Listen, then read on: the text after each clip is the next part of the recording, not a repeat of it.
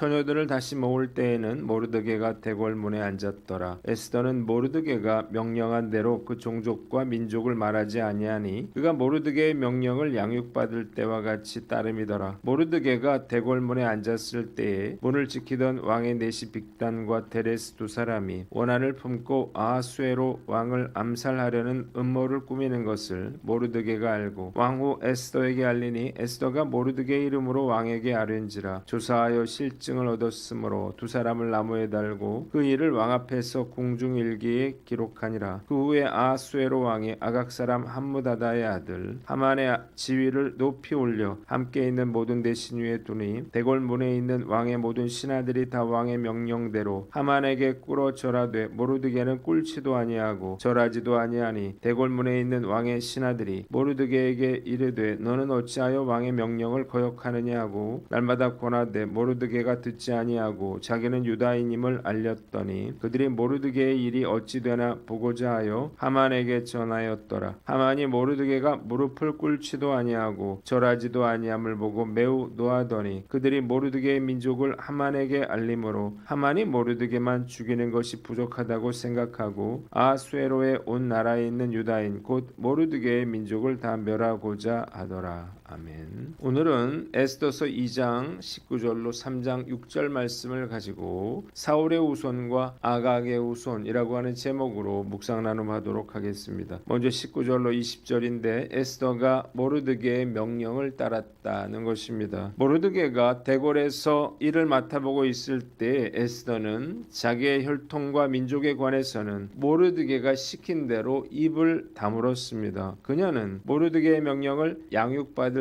때처럼 따랐다고 기록되어 있습니다. 본문이 우리에게 주는 교훈이 있는데 변치 말고 순종하라는 것입니다. 모르드게가 에스더에게 자신의 종족과 민족에 대해서 말하지 말라고 말한 이유가 무엇일까요? 만일 에스더가 유다인이라고 하는 사실이 밝혀지게 된다면 그녀가 어려움을 당할 수도 있었기 때문이에요. 바사인들이 바사의 왕후 자리에 바사인이 아닌 민족, 그것도 망해버린 유다 나라 사람이 앉는 것을 좋아할 리가 만무했기 때문입니다. 주목할 점은 에스더가 왕후가 된 이후에도 어려서 모르드게에게 양육받을 때처럼 순종했다라고 하는 것입니다. 지금 그녀는 바사 제국의 왕후가 되었죠. 그러나 전혀 변하지 않고 계속해서 순종하는 모습을 보여주고 있습니다. 결혼한 딸이 부모의 말에 순종하는 것도 어려운 일이죠. 그런데 사촌 오빠의 말에 순종하는 것은 결코 쉬운 일은 아니었을 것입니다. 그러나 이러한 순종의 마음이 그녀에게 있었기에 에스더는 하만의 계교로 유다인들이 모두 다 죽게 되었을 때에 모르드게의 말에 순종할 수가 있었습니다. 유다인들을 구하기 위해서 왕의 허락을 받지 않은 상태에서 죽음을 무릅쓰고 왕 앞에 나아갈 수 있었던 것입니다. 말씀을 묵상하면서 이런 순종의 마음을 가진 에스더가 참 부럽게 여겨집니다. 저 같은 경우에는 즉각 순종하기보다는 이것이 맞는 일인가, 이것이 가능한 일인가를 먼저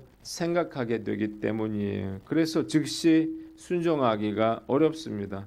뿐만 아니라 왕후의 자리에 오른 에스더가 굳이 사촌오빠의 말을 들을 이유도 없어 보입니다. 화장실 들어갈 때와 나올 때가 다른 게 바로 사람이기 때문이죠. 지위가 바뀌었지만 에스더는 자신의 생각이나 고집대로 행동하지 않고 자신을 길러준 사촌오빠인 모르드게를 계속해서 존중하고 그의 말에 순종하고 있습니다. 과연 우리도 이럴 수 있을까 생각해 봅니다. 얼마든지 순종에 대해서 말은 할 수 있을 거예요. 그러나 우리 삶에서 순종을 실천하는 일은 전혀 다른 일이에요. 에스더 같이 순종할 줄 모른다면 하나님께 쓰임 받을 수가 없을 것입니다. 결정적인 순간에 사울처럼 불순종하게 될 것이기 때문이에요.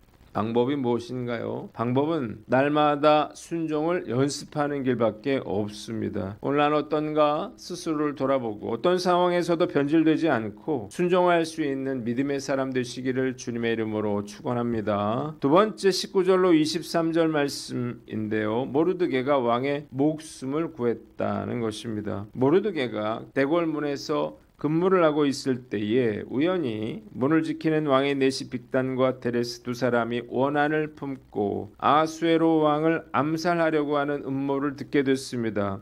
이를 모르드게가 에스더에게 알렸죠. 에스더는 모르드게의 이름으로 왕에게 알렸고 아수에로 왕은 즉각적으로 이를 조사하고 그들을 신문한 후에 두 사람을 나무에 달아 죽이고 이 일을 궁중일기에 기록하게 됩니다. 본문이 우리에게 주는 교훈이 있는데 낙심하지 말고 끝까지 충성하라는 것입니다. 모르드게는 음모로부터 왕의 목숨을 구한 혁혁한 공을 세웠습니다. 그런데 이후그는 이에 대해서 충분한 보상을 받지 못하고 있습니다. 단지 이 일이 궁중일기에 기록되었을 뿐이에요. 모르드게 입장에서는 이 일이 매우 서운한 일일 수가 있습니다. 어쩌면 이 일로 인해서 그가 하나님을 원망했을지도 몰라요. 그러나 이 사건은 하만이 모르드게를 죽이고 유다인들을 학살하려고 할 때 그의 목숨을 구하는 결정적인 사건이 됩니다. 우리가 행한 선한 일에 보상이 없고 아무도 인정해주지 않는 것처럼 보여도 낙심하지 말아야 할 것입니다. 하나님께서 지켜보시고 결정적인 순간에 갚아주실 것이기 때문이에요. 이런 경우가 종종 있죠. 정말 큰 수고를 했는데 충분한 보상이나 인정을 받지 못하고 그냥 넘어가는 거예요. 저도 이런 경험이 있습니다. 정말 최선을 다해서 교회 사역을 감당을 했는데 또 불구하고 교회는 전혀 성장하지 못하고 오히려 더 어려운 일들을 겪게 되면서 하나님을 원망하게 된 것입니다. 한 해 우리 교회에서 초청할 수 있는 불신자의 수는 맥시멈 100명 정도 되는 것 같아요. 사실 우리같이 작은 교회에서 100명을 교회로 초청을 하기 위해서는 정말로 많은 수고와 노력이 필요합니다. 저는 거의 매년 믿지 않는 분들을 한 100명 정도 초청해서 복음을 전해 온 것 같아요. 그런데 너무나 실망스럽게도 교회는 더디게 성장했습니다. 불신자 100명이 교회에 초청돼 왔다 하더라도 실제로 교회에 정착하는 숫자는 10명도 되지 않았습니다. 불신자들이 그런 거죠. 이사를 가거나 유학을 가거나 이런저런 이유로 교회를 떠나는 분들을 제외하면 성도는 쉽게 늘지 않았습니다. 가장 가슴 아픈 일은 제가 직접 전도해서 양육하고 10년 이상 섬겼던 분들이 어느 날 문자 한 통을 남기고 다른 교회로 옮겨가는 거예요. 이러면 정말 마음이 괴롭죠. 깨어진 독에 물 붓기 같은 일을 도대체 언제까지 계속할 수 있을까 생각하면 낙심이 됩니다. 언젠가 기도하던 중에 하도 억울해서 울면서 하나님께 따졌어요. 하나님, 열심히 한 것과 안 한 것이 어떻게 똑같을 수가 있습니까? 그러자 하나님께서 말씀하셨습니다. 같지 않다. 도대체 무엇이 같지 않은지 모르겠지만 주님이 하신 말씀에 폭포수같이 눈물이 쏟아졌습니다.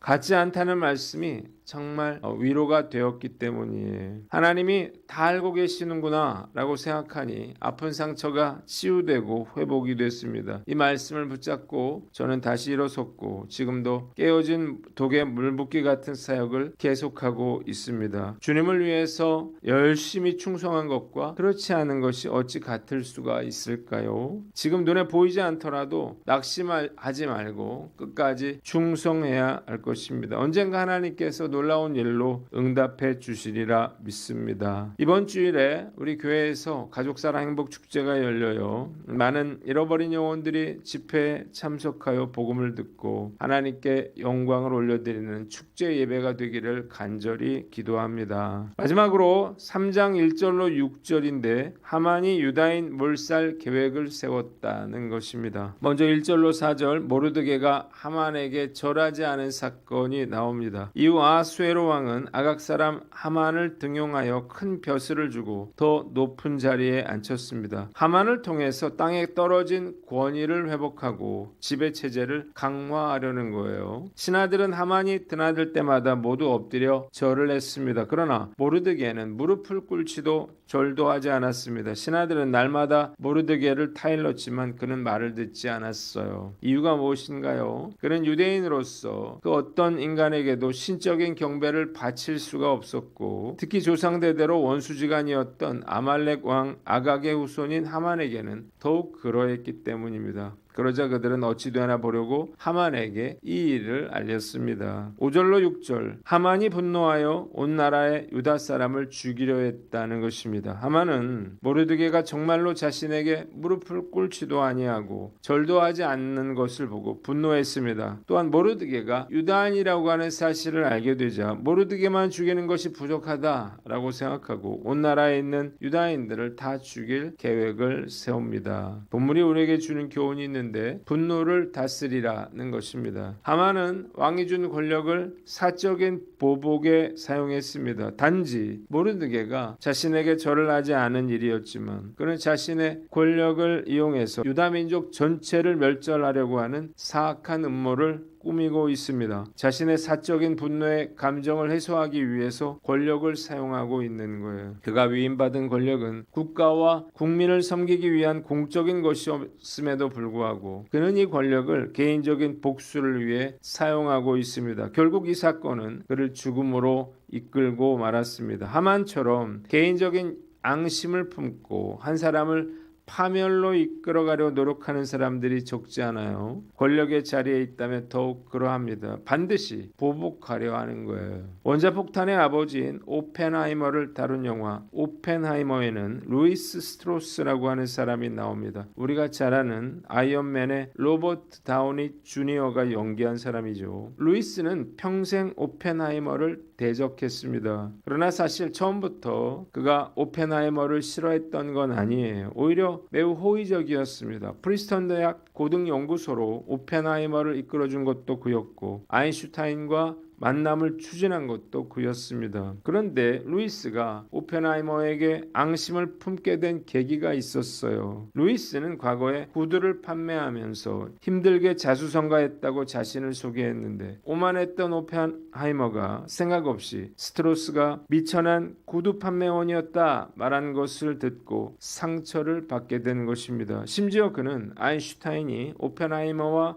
대화한 이후에 자신의 인사를 무시하고 지나가는 것을 보고 오만한 오펜하이머가 자신을 비하하는 말을 했기에 아인슈타인이 자신을 무시한 것이라 오해했습니다. 이후부터 그는 오펜하이머와 소련 정부와의 연관성을 거론하면서 계속해서 오펜하이머가 추진하려고 하는 계획들을 방해했고 여기에 케네디 니콜스 대령으로부터 그가 스페인 공화파 집회에 참여했었다는 정보와 공산주의자였던 진 테트롭과의 불륜 사실까지 알게 되면서 1954년 오펜하이머 청문회를 개최해서 오펜하이머가 젊은 시절에 공산당 측 인물들과 접촉했다고 오펜하이머를 공산당 첩자로 몰아가서 모든 보안 접근권을 박탈하고 공직에서 퇴출시키는 데 성공하게 됩니다. 루이스는 미국 원자력위원회 의장의 자리에까지 올라가게 되지만 오펜하이머와 악연은 자기 스스로를 궁지에 몰아넣게 됩니다. 1959년 청문회에서 증인으로 출석한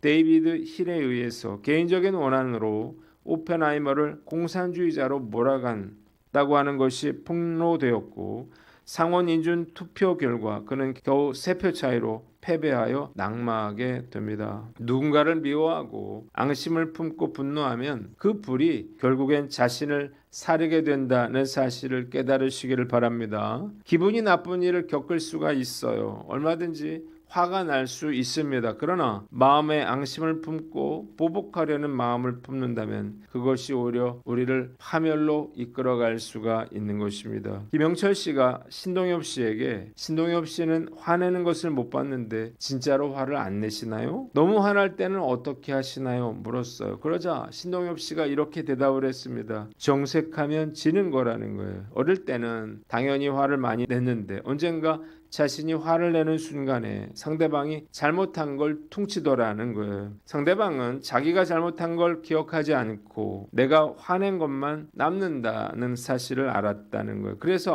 화내는 건 아무짝에도 쓸모가 없구나 생각하게 됐고 그때부터 화를 내지 않게 됐다는 것입니다. 저도 이런 경우가 있었습니다. 부당한 일을 당해서 어떤 분에게 저도 모르게 화를 냈는데 결국 왜 화를 내느냐 묻기에 화난 것에 대해서 오히려 제가 사과를 하게 된 거예요. 화가 나더라도 분노를 다스릴 줄 알고 앙심을 품거나 복수하려는 마음을 버려야 할 것입니다. 오늘 난 어떤가 스스로를 돌아보고 주님께서 우리에게 깨닫는 은혜를 주시고 성령의 능력을 부어주시기를 간절히 기도합니다. 기도하겠습니다. 하나님 아버지, 우리가 변치 말고 순종하며 낙심하지 말고 끝까지 충성하고 분노를 다스리게 하여 주시옵소서.